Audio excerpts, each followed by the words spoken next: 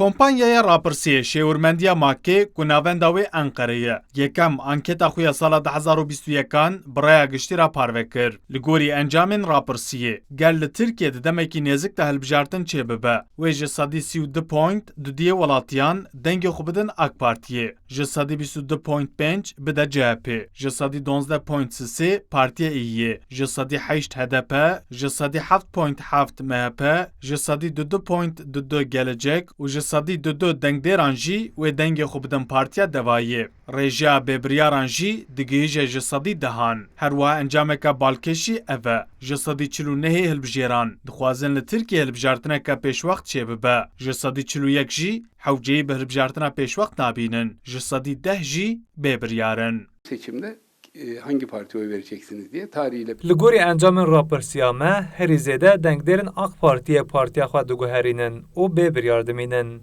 Rêjeya kesên ku hilbijartina pêşwext dixwazin gelekî bilind e û wê di heyama nû de muxalefet bi motivasyona vegera bû sîstema parlamenteriyê zêdetir hilbijartina pêşwext bêxe rojeva xwe. Laliyedin li gorî koordînatora giştî ya DNA Tacîre Baktaş di ihtimala hilbijartinekî pêşwexta ji ber ku muxalefet ne amade ye û lawaz e û İttifaqa Cumhurê cardin bi serkeve. Anketlere baktığımızda, Cumhur İttifakı'nın hala güçlülüğüne baktığımızda Erdoğan û Bahçeli kengê bêjin wê hilbijartina pêşwext çênebe piştî wê hilbijartinekî pêşwext çêdibe. Em dibînin ku di rapirsiyan de dengê İttifaqa Cumhurê digîje ji sedî 49. Li gel krîza aborî kêmasiyên birêvebirina pandemiyê û kiryarên antîdemokratîk ji dîsa İttifaqa Cumhurê bihêz e. Lewra muxalefet lawaz e û nikare pêngavên bihêz bavêje.